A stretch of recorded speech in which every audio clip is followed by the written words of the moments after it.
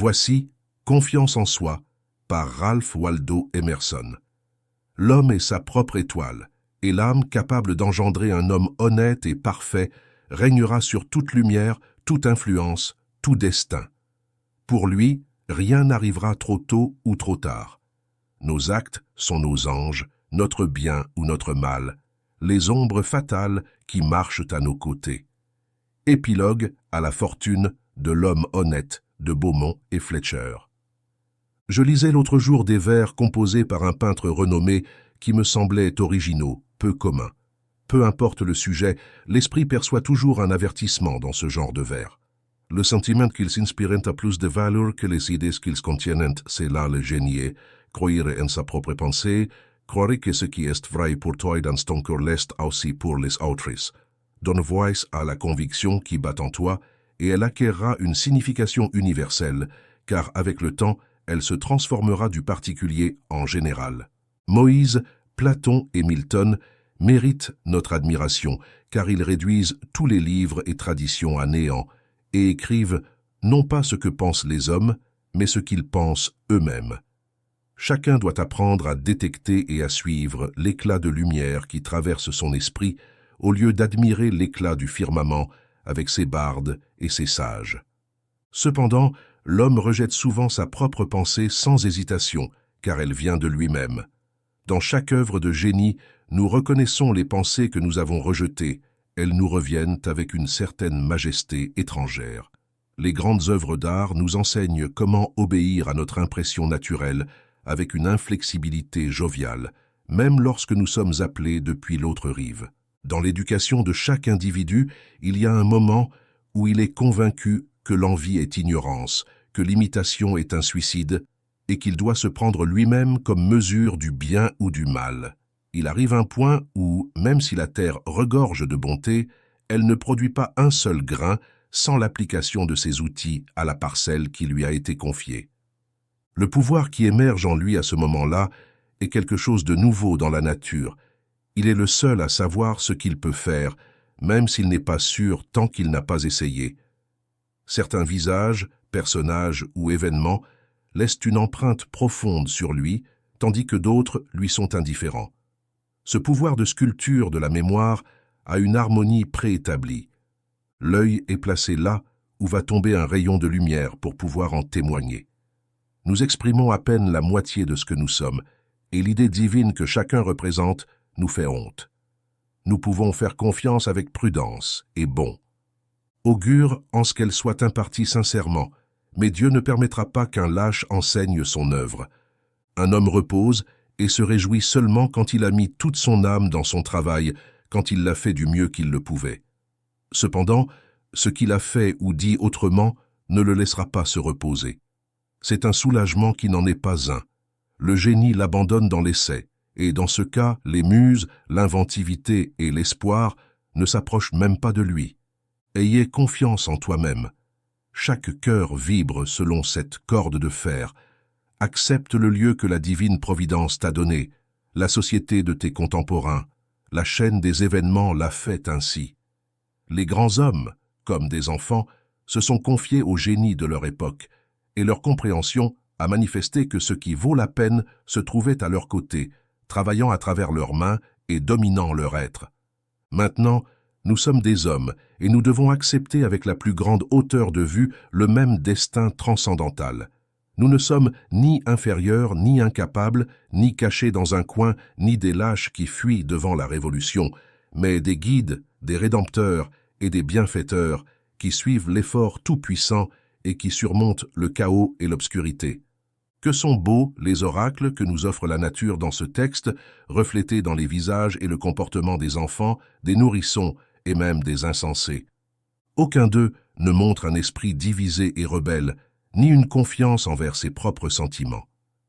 Lorsque l'arithmétique évalue les forces et les moyens contraires à notre dessein, leurs esprits sont complets, leur regard n'a pas encore été conquis. Et quand nous regardons leurs visages, nous sommes déconcertés. L'enfance ne se plie à rien. Toutes choses se plient à elle. Et ainsi, un bébé fait que 4 ou 5 adultes, babillant et jouent avec lui. De la même manière, Dieu a doté la jeunesse, la puberté et la maturité d'une astuce et d'un charme identiques. Il les a rendus enviables et gracieux. Ainsi, lorsque leurs prétentions atteignent la fermeté, elles ne doivent pas être négligées. Ne pensez pas que la jeunesse manque de force parce qu'elle ne nous parle pas directement. Prêtez attention, si vous entendez sa voix dans la pièce voisine, elle vous parviendra suffisamment clairement et avec véhémence. Il semble savoir comment s'adresser à ses contemporains, qu'elle soit timide ou audacieuse, elle saura comment rendre tous les adultes quelque peu superflus. Cette incapacité du jeune, qui sait qu'il a toujours un plat chaud sur sa table et qui, comme s'il était un seigneur, décline de dire quelque chose d'agréable pour gagner notre admiration, n'est rien d'autre qu'une attitude saine de la nature humaine. Un jeune dans un salon est comme un jeu de cartes dans une maison de jeu indépendante et responsable. Il observe depuis son coin les gens et les choses qui passent par là, les juge tous selon leur mérite et les classe avec la rapidité d'un enfant comme bon, mauvais, intéressant, sot, éloquent ou ennuyeux. Les conséquences et les intérêts ne l'intéressent pas du tout. Il nous offre un jugement indépendant et authentique. Vous devez le courtiser, pas lui vous. Cependant, l'adulte est, pour ainsi dire, prisonnier de sa propre conscience. Au moment où il agit ou parle pour le public, il devient un individu engagé, analysé selon la sympathie ou la haine de centaines d'autres personnes dont les effets doivent être pris en compte. Désormais, il n'y a pas de remède à cela. J'espère pouvoir revenir à la neutralité, quelqu'un qui peut laisser derrière lui les promesses et, après avoir eu la perspective précédente, peut regarder à nouveau depuis une innocence sans affect, préjugés ni pot de vin. Cela doit être un colosse. Il donnera son avis sur tous les sujets éphémères, qui apparemment, non pas comme quelque chose de personnel mais de nécessaire, se planteront comme des flèches dans le cœur de l'homme et l'effrayeront. Il y a des voix que nous pouvons entendre en solitude, mais qui disparaissent dès que nous mettons un pied dans le monde. Partout, la société devient une conspiration contre l'individualité de chacun de ses membres. Ce n'est rien de plus qu'une société anonyme dans laquelle, pour mieux assurer le pain de chaque actionnaire, ses membres s'entendent pour enlever la liberté et la culture aux convives. La vertu la plus demandée est la conformité. La confiance en soi en est l'antagoniste. Cette société ne valorise pas les réalités ni les créateurs, mais les noms et les coutumes. Celui qui veut être un homme doit être un non-conformiste. Celui qui veut gagner des applaudissements immortels ne doit pas s'arrêter au nom de la bonté, mais doit explorer si c'est vraiment la bonté. Rien n'est plus sacré que l'intégrité de votre propre intelligence. Si cela vous absout de vous-même, alors vous aurez le soutien du monde entier. Je me souviens qu'une fois, étant jeune, je devais répondre à un estimé tuteur qui ne cessait de m'importuner avec les anciennes doctrines de l'Église. Lorsqu'il me demanda ce que je devais faire avec les traditions sacrées si vivais intieramente, mon intérieur, mon camarade, suggéra que ces impulsions pouvaient venir du plus bas, pas du plus haut. Je lui répondis que je ne croyais pas que cela soit ainsi, mais si je suis le fils du alors, je vivrai de lui. Aucune loi ne peut être plus sacrée que celle de ma propre nature. Le bien et le mal ne sont que des concepts que nous transférons facilement à ceci ou à cela. Mais le seul bien est ce qui prolonge ma nature, et le seul mal est ce qui va à l'encontre d'elle. Un être humain doit être aux côtés de lui-même devant toute opposition, comme si toute chose était immatérielle et éphémère, sauf lui. J'ai honte de penser à quel point nous capitulons facilement devant les drapeaux et les mots, devant des groupes nombreux et des institutions mortes. Chaque individu décent et persuasif m'affecte et me touche plus que ce qui est correct. Je devrais moi-même marcher droit et énergiquement et dire la vérité sans tenir compte des circonstances. Nous devons permettre à la malice et à la vanité de se déguiser en philanthropie.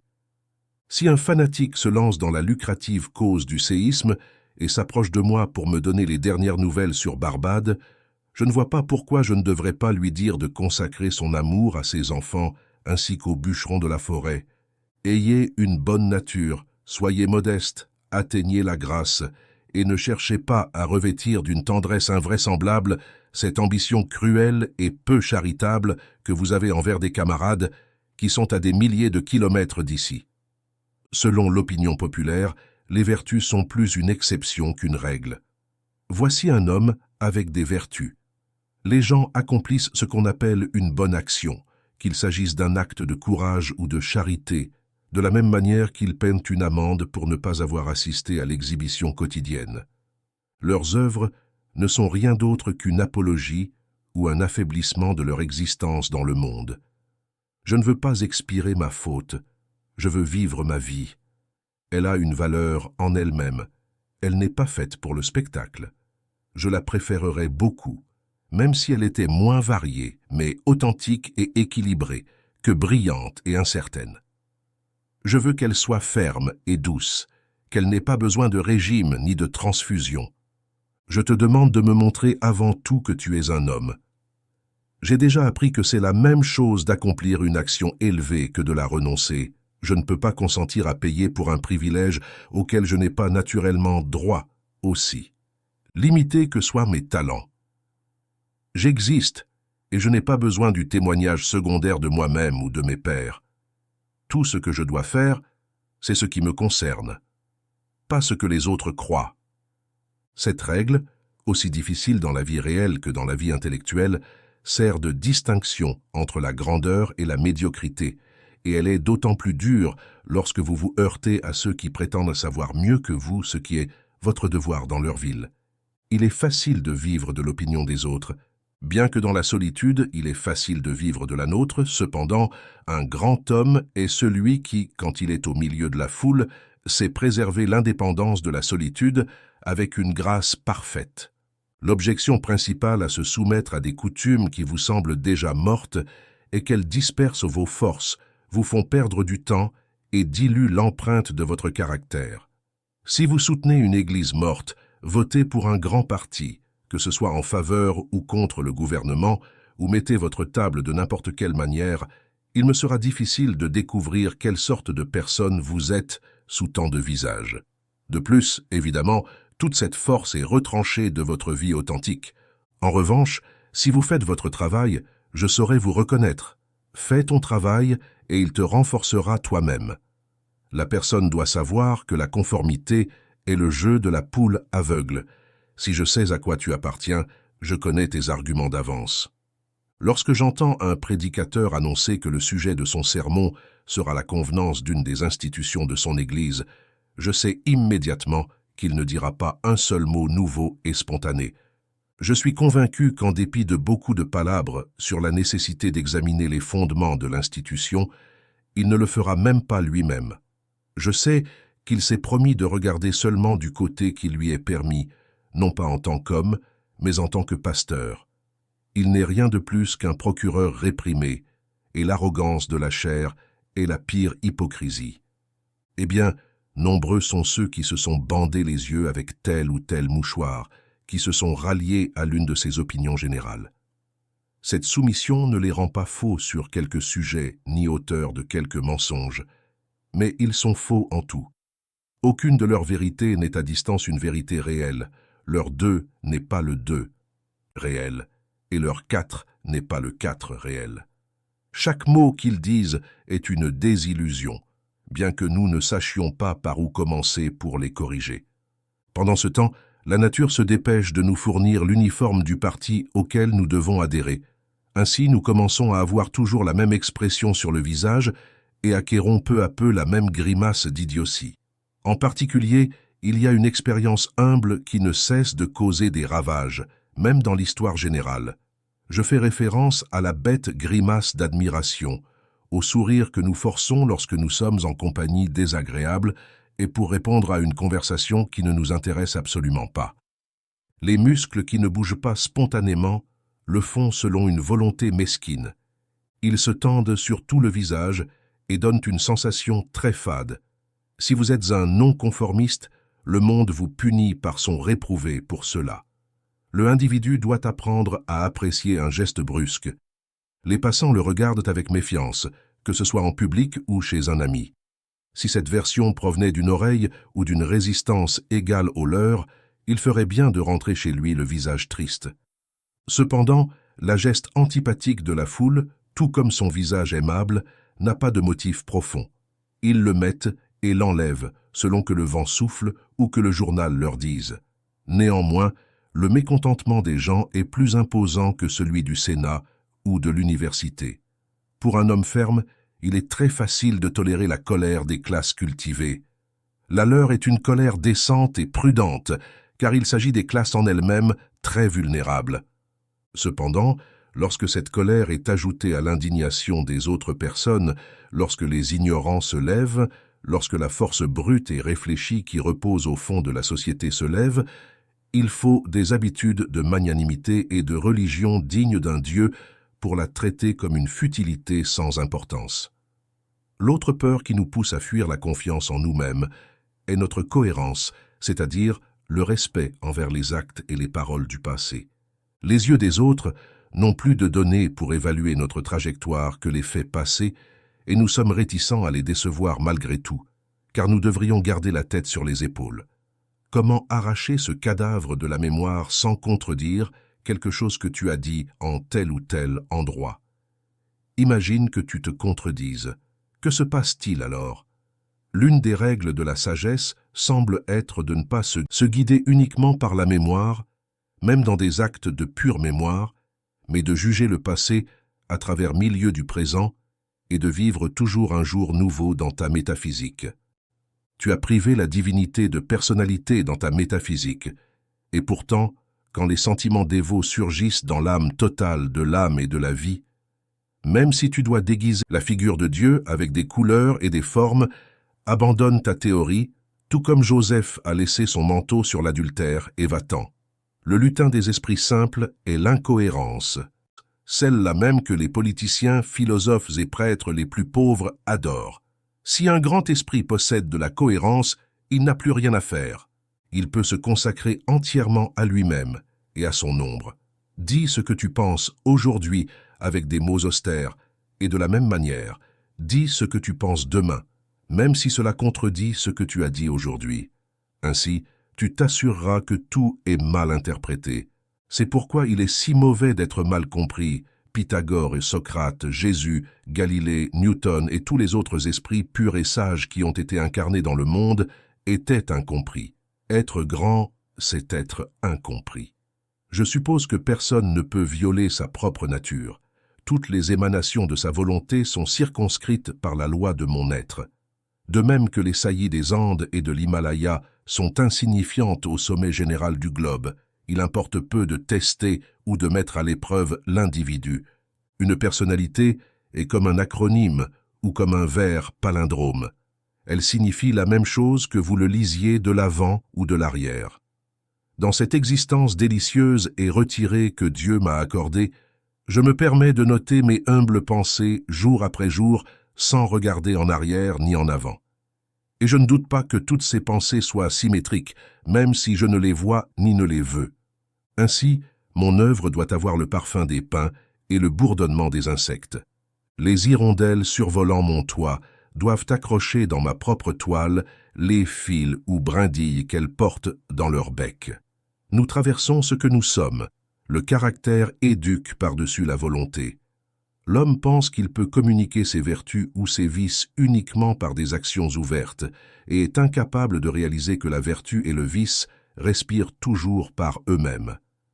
Il y aura toujours accord sur toute variété d'actions lorsqu'elles sont honnêtes et naturelles en leur temps. Cela est ainsi parce que des actions en harmonie émanent d'une seule volonté, aussi différentes qu'elles puissent paraître. Leurs différences se perdent en les regardant de loin, d'une pensée plus élevée. Une seule tendance les unit toutes. Les meilleurs navires naviguent en zigzag en raison de 1000 voyages, mais si on les regarde de loin, la ligne se redresse. Votre action authentique ne s'expliquera pas seulement elle-même, mais aussi les autres de sa catégorie. Au contraire, votre conformité n'explique rien, et agir de manière individuelle et tout ce que vous avez fait de cette manière vous justifiera. La grandeur appelle l'avenir. Si aujourd'hui je peux être assez fort pour agir correctement et me moquer des regards des autres, c'est parce que je l'ai déjà fait dans le passé, et ainsi je peux me défendre. Quoi qu'il en soit, agissez bien en ce moment. Si vous défaisez les apparences, vous pourrez le faire.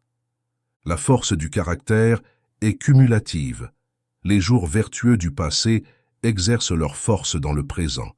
La conscience d'avoir derrière soi toute une suite de jours mémorables et de victoires, des jours qui jettent une lumière uniforme sur celui qui vient agir après et qui est surveillé par une escorte d'anges, voilà précisément ce qui enflamme le tonnerre dans la voix du Satan, ce qui donne de la dignité à la posture de Washington et ce qui fait que l'Amérique se reflète dans les yeux d'Adam. L'honneur nous semble vénérable parce qu'il n'est pas éphémère, c'est toujours une ancienne vertu. Aujourd'hui, nous le révérerons parce qu'il n'appartient pas au présent. Nous l'aimons et lui rendons hommage parce qu'il n'est pas un piège pour notre amour et notre offrande, mais qu'il dépend de la personne, découle d'elle, et donc appartient à une caste ancienne et immaculée, même lorsqu'il se manifeste chez une personne jeune. J'espère que nos jours prononceront les derniers mots sur la conformité et la cohérence. Désormais, laissons toute cette rhétorique aux magazines et à la raillerie. Ne faisons plus référence ni ne demandons pardon. Si aujourd'hui un grand homme vient dîner chez moi, je ne veux pas le complaire, mais je veux qu'il veuille me plaire. Je représenterai l'humanité, et même si je veux la rendre aimable, je veux d'abord la rendre vraie. Affrontons et freinons la subtile médiocrité et la maigre félicité des temps. Jetons la loi en face des modes, du commerce et des métiers. Le fait incontestable de l'histoire est qu'à chaque endroit où chaque être humain travaille, il y a un penseur et acteur noble et responsable. L'homme véritable n'appartient à aucun autre lieu ni époque, mais il est le centre des choses là où il est. Là est la nature qui nous évalue tous, hommes et tous les faits de manière ordinaire. Chaque individu de la société nous rappelle quelque chose ou quelqu'un. La personnalité et la réalité n'évoquent rien du tout, car elles prennent la place de la création elle-même. L'homme doit avoir une telle grandeur qu'il rend les circonstances insignifiantes.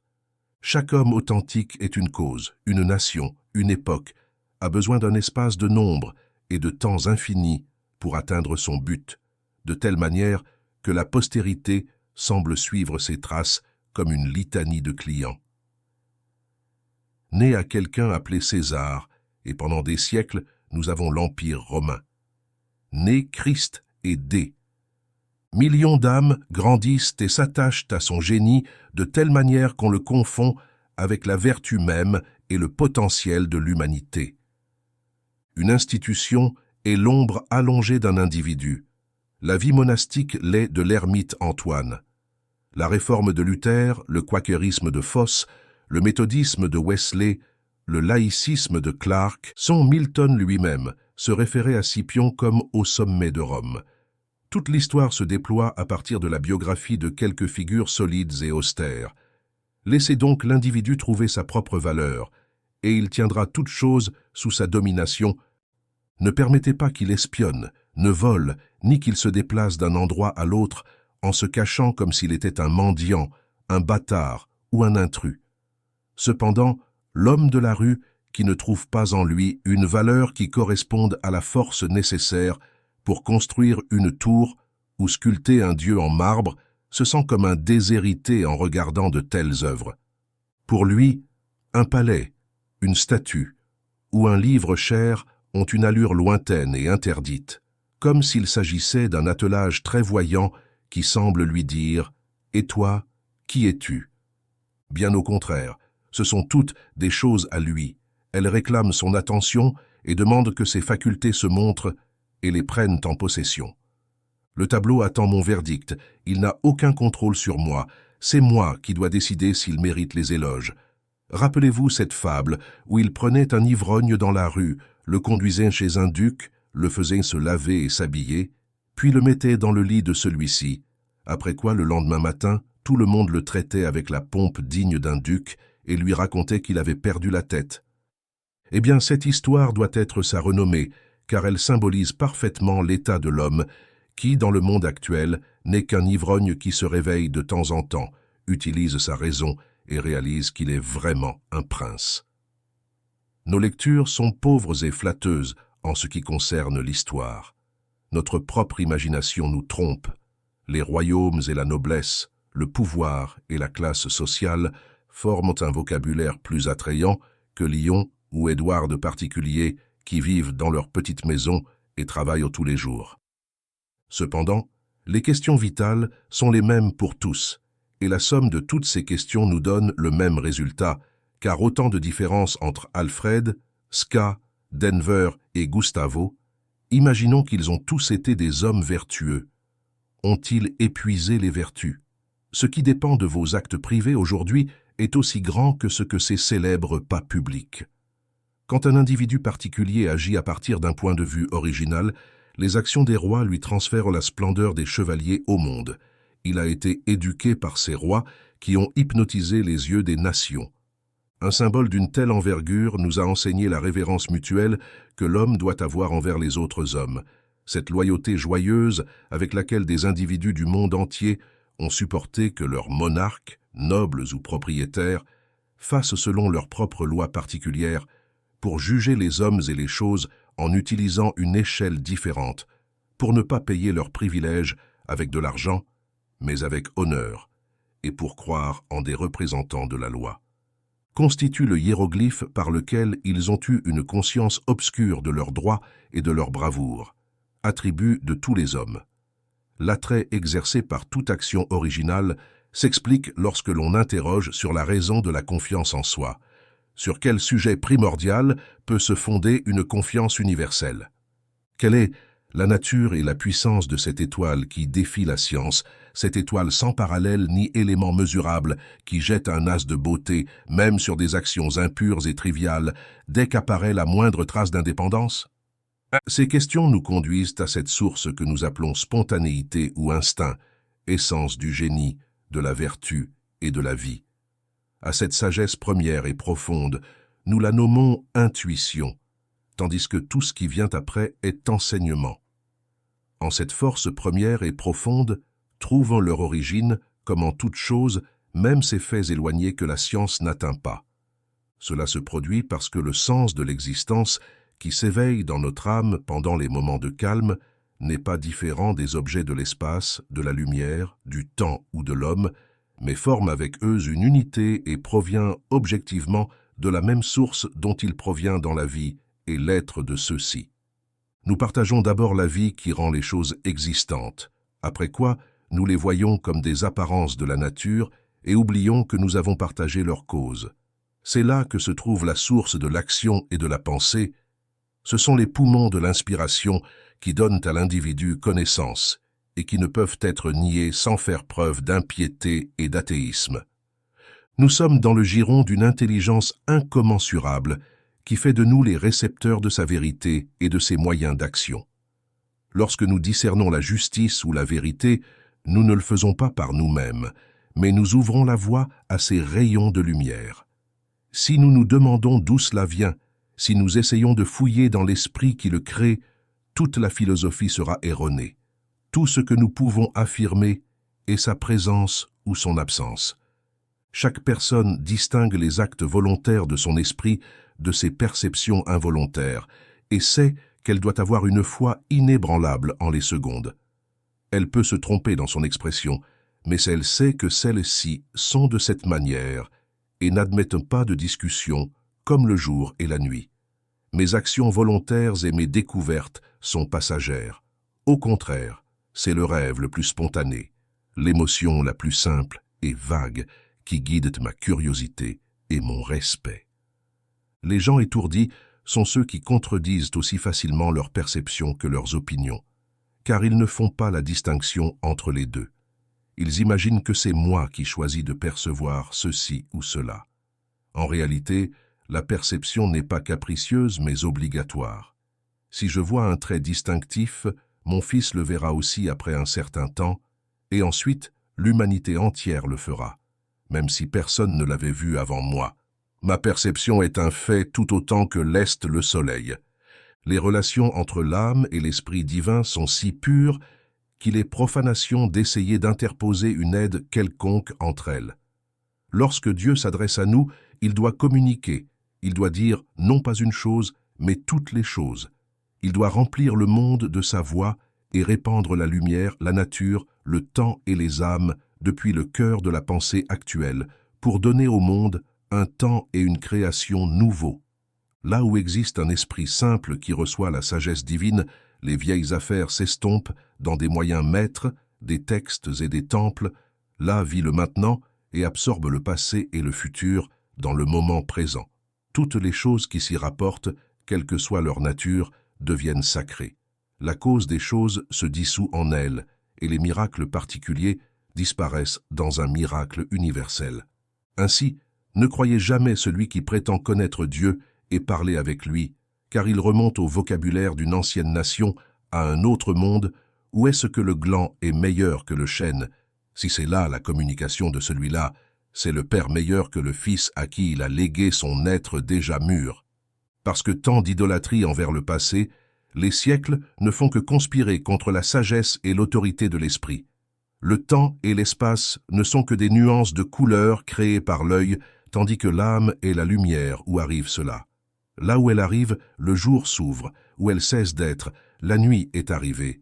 Et dans tout cela, l'histoire n'est rien de plus qu'une impertinence et un affront, et cela en admettant que ce soit quelque chose de plus qu'une joyeuse apologie ou une parabole de mon être et de mon devenir.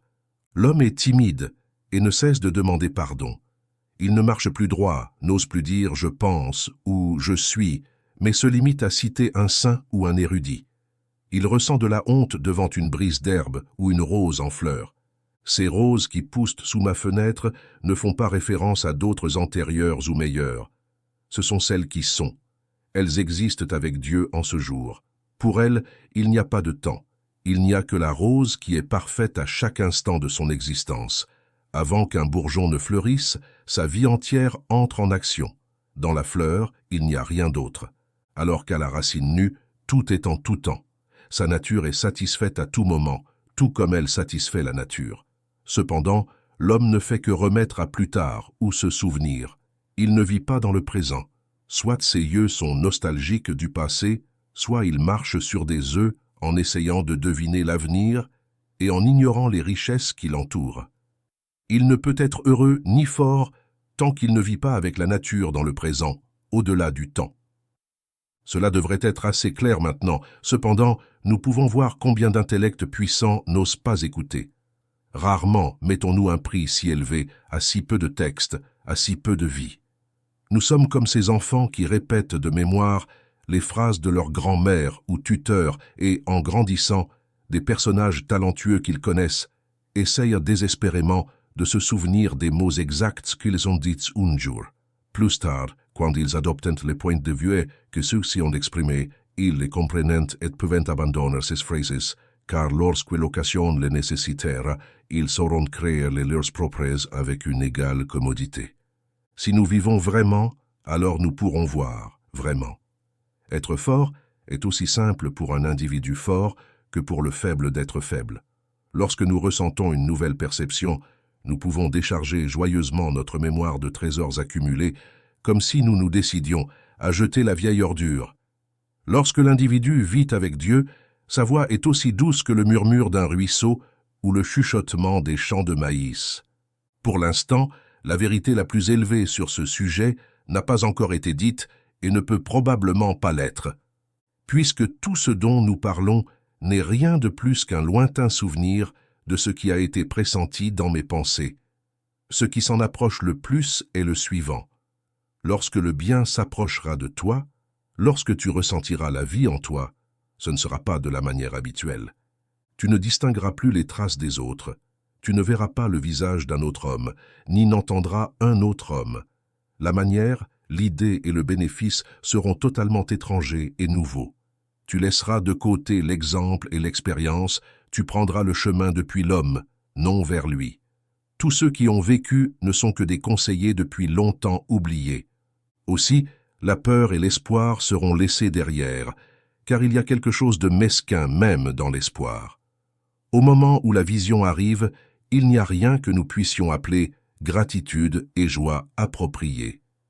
L'esprit qui s'élève au-dessus des passions contemple l'identité et la causalité éternelle, perçoit l'existence propre de la vérité et de la droiture, puis se calme avec la conscience que toutes les choses suivent leur cours approprié. Les vastes espaces naturels, l'océan Atlantique, les mers du Sud, les grandes périodes de temps, années, siècles, tout cela cesse d'avoir de l'importance. Ce que je pense et expérimente constitue la base de tous les états passés de la vie et de ses circonstances et est également le soutien du présent. Ce que nous appelons vie et ce que nous appelons mort, c'est la vie qui a de la valeur, pas le fait d'avoir vécu. Le pouvoir cesse dans les moments de repos, car il ressoit au moment de la transition d'un état passé à un nouvel état, dans le passé de l'abîme, dans la flèche qui se dirige vers son objectif.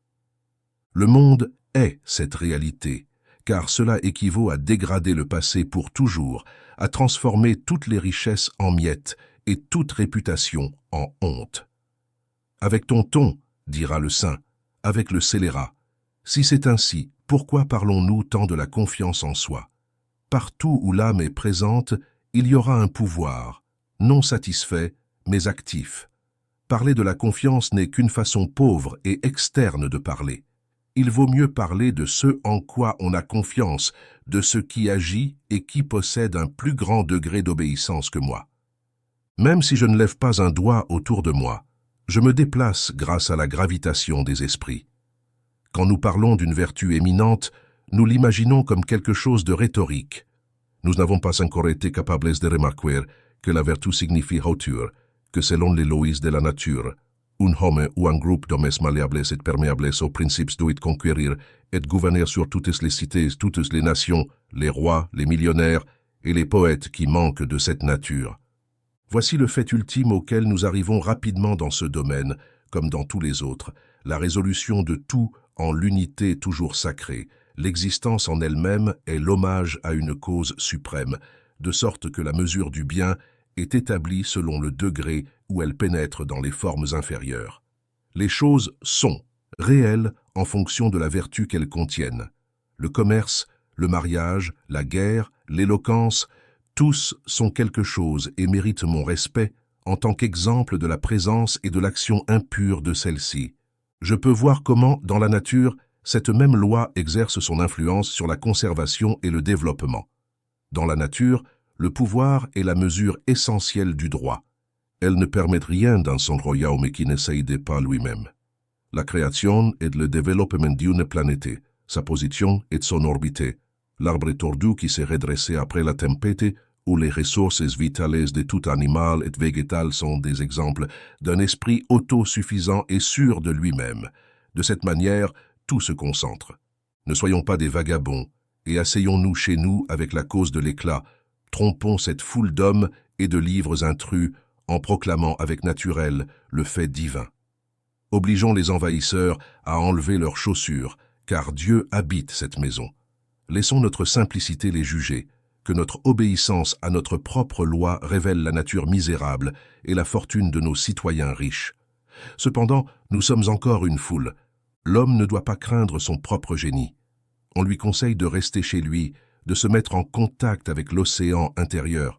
Au contraire, il part à l'étranger pour mendier un verre d'eau aux sources des autres. Nous devons marcher seuls. Je préfère ressentir le silence qui emplit l'Église avant le service plutôt que toute prière. Que paraissent lointaines, sereines et chastes les personnes entourées d'un sanctuaire ou d'un édifice religieux. Pourquoi devrions-nous assumer les erreurs de l'ami, de l'épouse, du père ou du fils? Est-ce parce que nous nous asseyons autour du même jeu ou parce qu'il est dit que le même sang coule dans nos veines? Tous les hommes ont mon sang et j'ai le leur, et pourtant je n'adopterai pas leur même attitude ridicule et arrogante, car j'en suis même venu au point de ressentir de la honte pour votre solitude. Elle ne doit pas être mécanique, mais spirituelle, c'est-à-dire une élévation. Il y a des moments où l'on dirait que le monde semble conspirer pour nous importuner avec des détails chargés de pompe. Amis, clients, enfants, maladies, purs, besoins, charité, tous frappant à la porte de ton refuge et criant de sortir avec eux. Tu dois maintenir ta condition et ne pas te mêler à leur désordre. Le pouvoir que les hommes ont de me déranger Je le leur ai accordé par une faible curiosité. Personne ne peut s'approcher de moi s'il n'est pas à travers mes actes. Nous avons ce que nous aimons, mais le désir nous fait nous dépouiller de l'amour, si nous ne pouvons pas atteindre immédiatement la sainteté de l'obéissance et de la foi. Résistons au moins à la tentation. Entrons en état de guerre. Élevons le courage et la constance dans nos âmes saxonnes dans des temps aussi timides que les nôtres.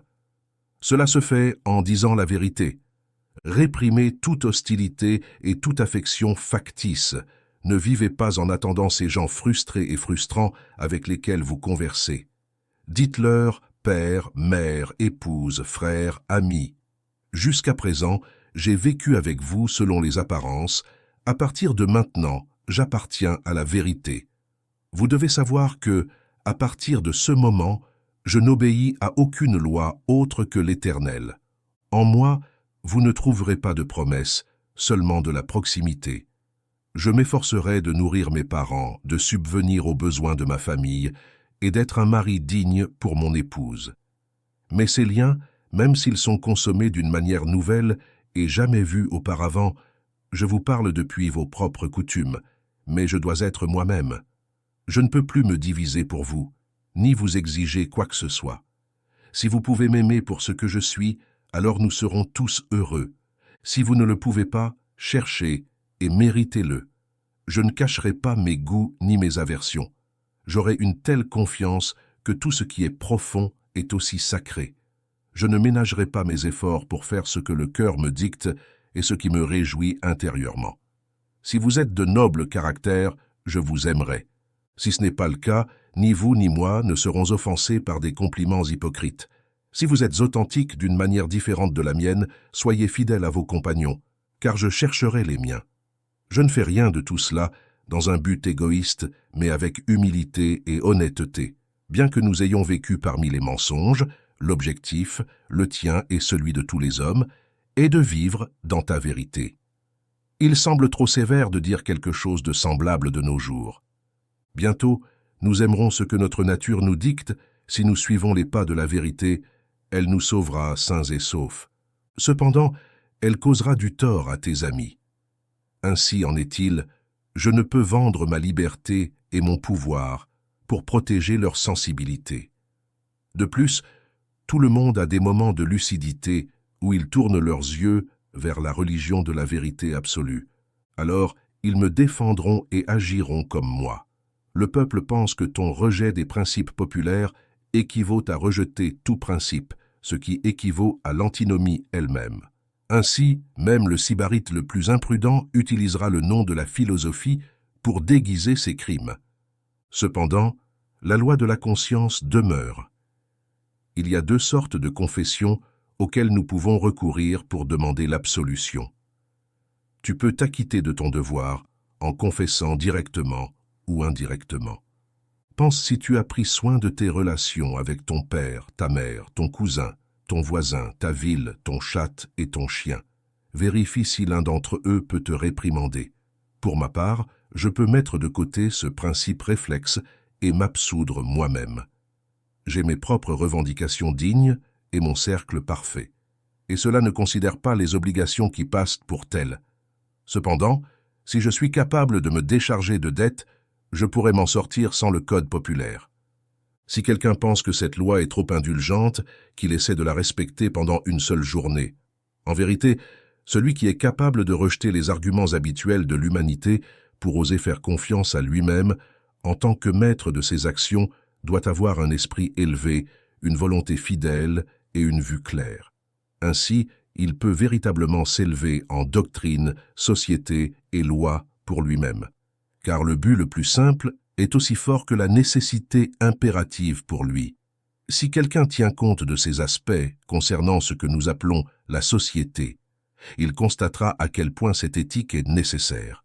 On dirait qu'on a arraché la fibre et le cœur de l'homme, et c'est pourquoi il est devenu un pleurnicheur craintif et abattu. Nous avons peur de la vérité, de la fortune, de la mort et de chacun de nous-mêmes. Notre époque ne produit pas d'individus extraordinaires et parfaits. Nous voulons des hommes et des femmes qui renouvellent la vie et notre situation sociale, Mais nous voyons que la plupart des figures ne sont pas solvables, qu'elles ne peuvent pas satisfaire leurs propres besoins, que leur ambition dépasse largement leurs forces pratiquées et qu'elles s'inclinent continuellement pour s'applier. Notre vie domestique est digne d'un mendiant. Nous n'avons même pas choisi nos arts, nos activités, nos mariages ou notre religion. La société l'a fait à notre place. Nous sommes des soldats de salon, nous évitons la difficile bataille du destin, là où naît la force. Si nos jeunes échouent dans leur première tâche, ils perdront espoir. Si un jeune commerçant échoue, on lui dit qu'il est ruiné. Si, 1 an après avoir obtenu son diplôme, le meilleur de nos cerveaux universitaires ne réussit pas à trouver un emploi dans un bureau aux environs de Boston ou de New York, aussi bien pour lui que pour ses amis, il semblera tout à fait justifié qu'il se démoralise et se plaigne pour le reste de ses jours. N'importe quel garçon, n'importe où, avec assez d'élan pour entreprendre toutes les professions, pour créer une équipe, labourer ou vendre de porte à porte, pour diriger une école, faire des sermons, éditer un journal, aller au congrès, acheter des terres. Public, et ainsi de suite, vaut autant qu'une centaine de ces marionnettes de ville. S'il marche côte à côte avec son époque et n'a pas honte de ne pas étudier une profession, car il ne retarde pas sa vie, mais la vie dans l'instant. Il n'a pas une chance mais des centaines. Laissez un stoïcien expliquer les ressources de l'individu et dire aux hommes qu'ils ne sont pas des saules pleureurs, mais qu'ils peuvent et doivent être indépendants, que, en exerçant la confiance en soi, de nouveaux pouvoirs surgiront, qu'un homme est le monde incarné, né pour guérir les peuples. Il devrait avoir honte de notre compassion. Et au moment où il agit par lui-même, jetant par la fenêtre les lois, les livres, le fanatisme et les coutumes, nous ne le plaignons plus, nous le remercions et le révérerons. Ce maître restaurera la splendeur qui convient à la vie de l'homme et fera que toute l'histoire admire son nom. Il n'est pas difficile de voir qu'une confiance ferme en soi doit provoquer une révolution dans toutes les fonctions et relations de l'individu, dans sa religion, son éducation, ses ambitions, son mode de vie, ses alliances, ses propriétés et ses réflexions. D'abord, à quelle prière les hommes se livrent-ils, ce qu'ils appellent un devoir sacré, à peu de bravoure et de virilité. La prière regarde vers l'extérieur et réclame qu'une vertu étrangère apporte une complémentarité également étrangère. Pourquoi elle se perd dans un embrouillamini infini sur le naturel et le surnaturel, la méditation et le miraculeux. Une prière qui implore un bien particulier, tout ce qui n'est pas le bien universel, est corrompu. La prière est le regard sur les faits vitaux du point de vue le plus élevé.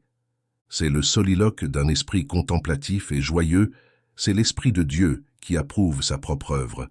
Cependant, lorsque la prière a pour objectif un but privé, elle se transforme en mesquinerie et en vol, car elle suppose une dualité et non une unité dans la nature et la conscience.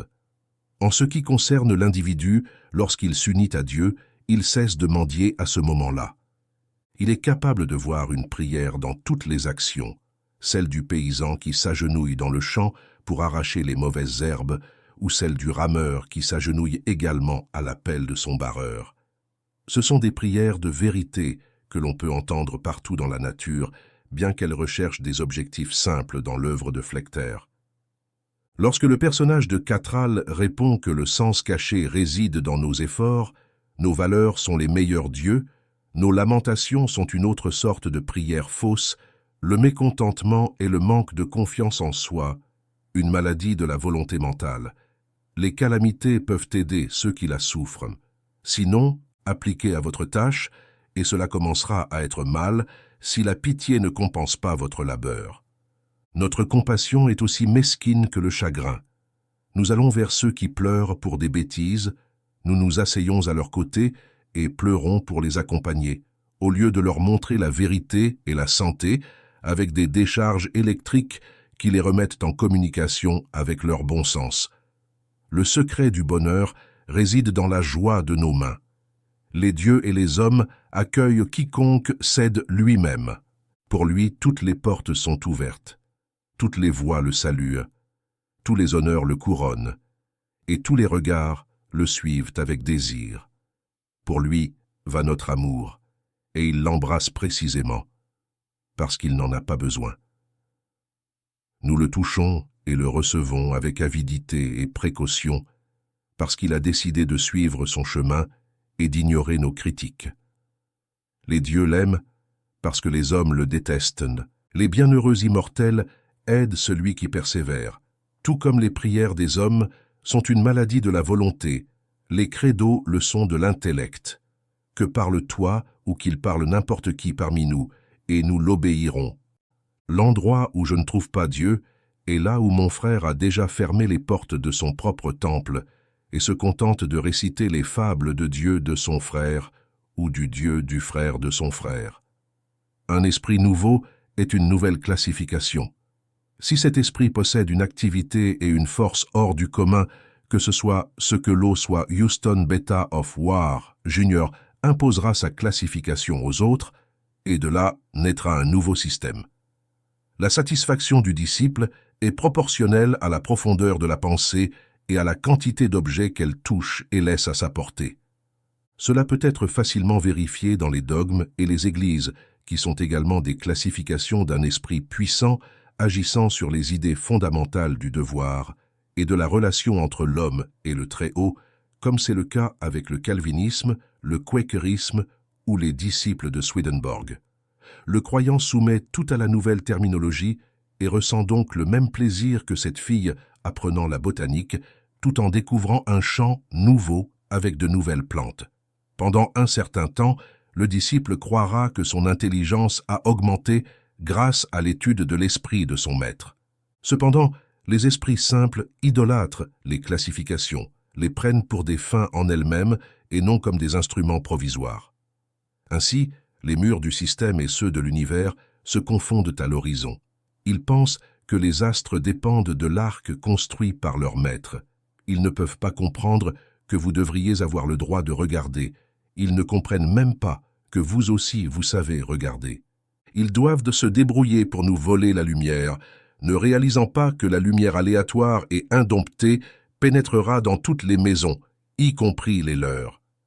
Laissez-les croasser et croire que cela leur appartient. S'ils sont honnêtes et agissent correctement, bientôt leur nouvel enclos deviendra étroit, bas, craquant, penché, pourrissant et disparaîtra. Cette lumière immortelle, renouvelée et joyeuse, brillera avec des millions de sphères et de couleurs, resplendissant sur l'univers comme s'il s'agissait du premier matin. Le manque d'une culture propre fait que la superstition du voyage, dont les idoles sont l'Italie, l'Angleterre et l'Égypte, fascine beaucoup de gens. Ceux qui ont transformé l'Angleterre, l'Italie ou la Grèce en objets de vénération pour leur imagination l'ont fait en restant où ils étaient, comme s'ils étaient l'axe de la terre. Dans les heures de poussée, nous sentons que le devoir est notre place. L'âme n'est pas un voyageur. L'homme sage reste chez lui, et quand le besoin de voir le libère, il part comme missionnaire de la connaissance et de la vertu. Ainsi, il visite des villes et des gens en tant que roi, pas en tant qu'intrus ou aide de chambre. Je ne m'oppose pas à la navigation autour du globe tant qu'elle sert les desseins de l'art, de l'étude et de la bienveillance. Avec elle, on peut d'abord former l'individu ou s'assurer qu'il ne part pas à l'étranger avec l'espoir de trouver quelque chose de plus grand que ce qu'il connaît déjà. Celui qui voyage par plaisir, pour obtenir ce qu'il n'a pas, s'éloigne de lui-même. Et aussi jeune qu'il soit, il vieillit parmi des objets vieux. Sa volonté et son esprit vieillissent et se dissipent autant que les villes elles-mêmes. Il porte des ruines et en voyageant, il apporte des ruines. Voyager est le paradis des naïfs. Nos premiers voyages servent à découvrir à quel point les endroits sont peu différents. Dans ma propre maison, je peux rêver que la beauté de Naples et de Rome m'enivre, et grâce à cela, la tristesse me quitte. Je fais mes valises, dis au revoir aux amis, embarque et me réveille à Naples. Mais je n'ai pas laissé derrière moi la réalité crue. À côté de moi se trouve le même sujet triste et inquiet que je prétendais fuir. Je cherche le Vatican et les palais, j'essaie de me laisser enchanter par leurs vues et évocations, mais cela n'arrive pas. Mon colosse va où je vais, avec toute la fureur du voyage. C'est un symptôme d'une faiblesse plus grande qui affecte toute l'activité intellectuelle. L'intellect est un vagabond, mais notre système éducatif stimule l'impatience. Notre esprit voyage, alors que nos corps doivent rester à la maison. Nous nous contentons d'imiter, mais qu'est-ce que l'imitation sinon le voyage de l'esprit? Nos maisons sont construites. Selon le goût étranger, nos étagères sont ornées d'ornements étranges, et nos goûts, opinions et facultés penchent vers le passé et le lointain. Là où les arts ont fleuri, c'est parce que l'âme les a créés. L'artiste n'a eu qu'à chercher des modèles dans sa propre pensée. C'était une application de sa pensée à la chose à faire et aux conditions à remplir. La beauté, la proportion, la grandeur de la pensée et l'expression austère nous semblent aussi proches de nous que de quiconque. Si l'artiste étudie avec confiance et dévouement ce qu'il doit faire et prend en compte le climat, la terre, la durée du jour, les besoins des gens, les habitudes et les formes de gouvernement, alors il pourra créer un chez-soi où tout cela peut coexister. Et ainsi, il satisfera le goût et les sentiments. Insiste en toi-même, n'imite jamais. À tout moment, tu peux présenter ton talent avec la force accumulée par toute une vie. Au contraire, le talent adopté des autres n'est possédé que de manière dépassée et incomplète. Seul le Créateur peut dire ce qu'il sait faire le mieux. Personne ne sait ce qu'il est avant qu'il ne le montre. Alors où est le maître qui peut enseigner? Il a disparu. C'est précisément la partie dont nous ne pouvons pas nous emparer. Shakespeare n'émergera jamais de l'étude de ses œuvres. C'est ce qui t'a été assigné. Et tu ne pourras pas trop espérer ou risquer à ce sujet.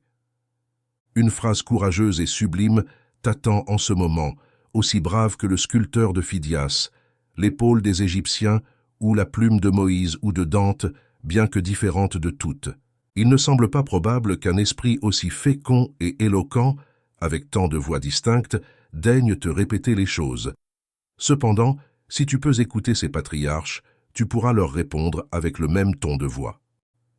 Car l'ouïe et la langue sont deux organes d'une même nature, ils habitent les régions simples et nobles de ta vie. Obéis à ton cœur, et tu parviendras à reproduire le monde d'avant. Si notre religion, notre éducation et notre art dirigent le regard vers l'étranger, il en va de même pour l'esprit de notre société. Tous les hommes se vantent d'avoir contribué au progrès de la société, et pourtant, l'homme n'a rien progressé. La société ne progresse jamais. Lorsqu'elle avance d'un côté, c'est pour reculer de l'autre. Elle est en perpétuelle transformation, qu'elle soit barbare, civilisée, chrétienne, opulente ou scientifique. Mais ces changements ne constituent pas une amélioration, car pour chaque chose qui nous est accordée, nous devons sacrifier quelque chose. La société s'enrichit de nouvelles arts au détriment des instincts anciens.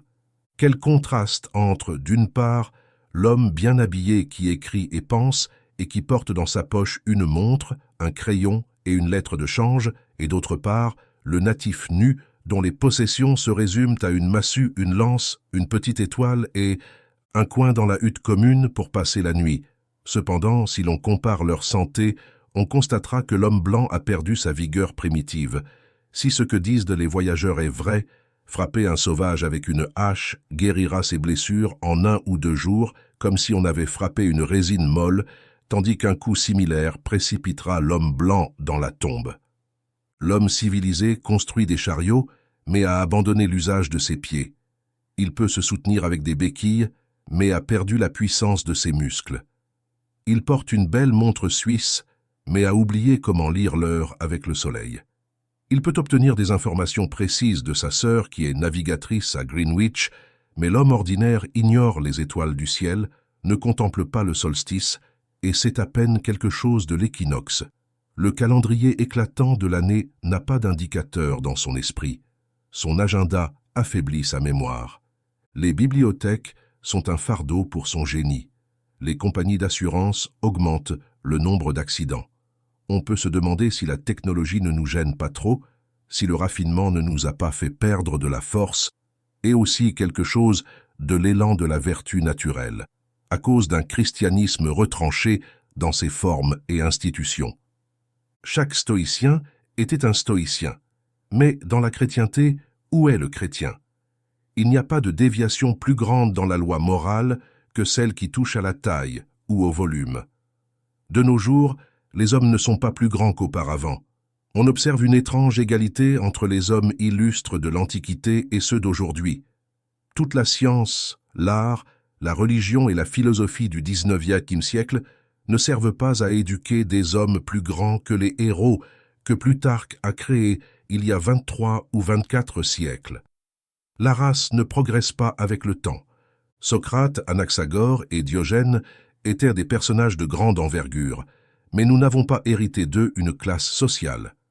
Celui qui appartient à leur classe n'est généralement pas appelé par leur nom, mais a le sien propre et fonde sa propre institution.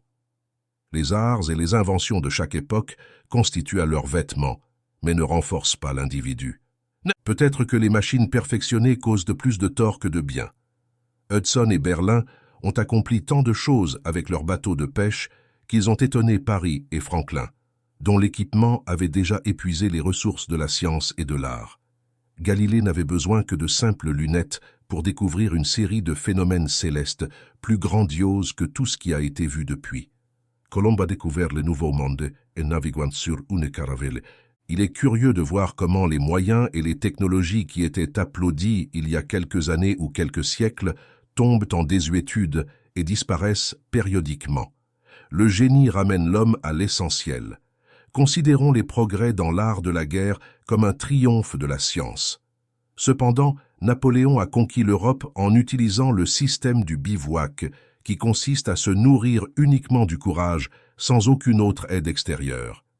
Selon les témoignages, l'empereur soutenait qu'il était impossible de former une armée parfaite si on ne retirait pas aux soldats les armes, les entrepôts, les commissaires et les véhicules, et à la manière romaine, on leur donnait une ration de blé pour qu'ils le moulent de leurs mains et se fassent eux-mêmes leur pain. La société est une vague. La vague avance, mais l'eau dont elle est composée n'est pas la même particule. Elle ne monte pas du vallon jusqu'à la crête. Son unité n'est qu'une apparence. Les personnes qui forment aujourd'hui une nation mourront l'année prochaine et emporteront avec elles leurs expériences. Ainsi, la confiance dans la propriété, y compris la confiance dans les gouvernements qui la protègent, témoigne également d'un manque de confiance en soi. Les hommes ont détourné le regard de soi et des choses depuis si longtemps qu'ils considèrent les institutions religieuses, éducatives et civiles comme les défenseurs de la propriété. Ils méprisent toute critique envers celle-ci car ils pensent qu'il s'agit d'attaques contre la propriété. Ils mesurent la valeur des personnes par ce qu'elles possèdent, non par ce qu'elles sont. Malgré tout, le nouveau respect de sa propre nature fait que l'homme cultivé a honte de ses possessions. Surtout, il est ce qu'il possède et considère cela comme accidentel, quelque chose qui lui est venu par héritage, par donation ou par un délit. Alors, il sent que ce n'est pas une possession, que rien ne lui appartient, que ses biens ne sont pas liés à son être, mais qu'il les conserve simplement parce qu'aucun voleur, aucune révolution ne peut les lui prendre. Cependant, la nature de l'homme consiste à acquérir constamment, et ce qu'il acquiert est une propriété vivante qui n'est pas exposée aux législateurs, aux foules, aux révolutions, au feu, à la tempête ou aux faillites. Elle est constamment renouvelée là où l'être humain respire. Ta part de vie, disait le calife Ali, suit toujours derrière toi, alors cesse de chercher la nôtre.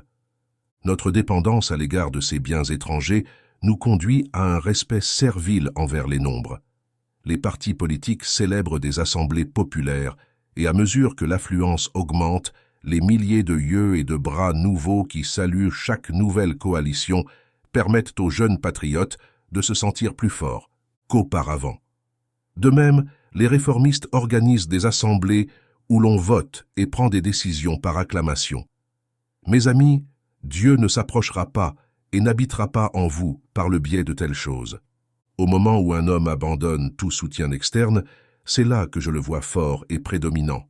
Chaque fois qu'il a besoin de recourir à son étendard, il devient plus faible. Un individu n'est-il pas meilleur qu'une ville? Ne demande rien à l'homme, car dans un monde en perpétuel changement, c'est ta colonne ferme qui doit apparaître comme le soutien de tout ce qui t'entoure. Celui qui sait que le pouvoir est inné, qui comprend que la faiblesse vient de chercher le bien en dehors de soi-même, et qui, sachant cela, se lance dans sa propre pensée, est celui qui peut marcher droit, gouverner ses extrémités et accomplir des miracles, tout comme celui qui marche en s'appuyant sur ses pieds est plus stable que celui qui marche sur la tête. Il utilisera ce que nous appelons la chance. Beaucoup sont ceux qui jouent avec elle et la gagnent tout ou la perdent tout, selon la roue. Mais tu dois comprendre que de tels gains sont illicites et tu dois te débrouiller dans la cause et l'effet, qui sont les dignitaires de Dieu. Travaille et acquiert dans la volonté et tu auras la roue de la fortune sans craindre ses tours. Une victoire politique, une augmentation des loyers, la récupération après une maladie ou le retour de l'ami absent sont des faits qui nous comblent de joie, et logiquement, tu penses que des jours propices doivent suivre. Ne crois rien sauf toi-même, car rien d'autre que toi-même ne peut te donner la paix. Rien d'autre que le triomphe des principes. Merci beaucoup pour votre visite.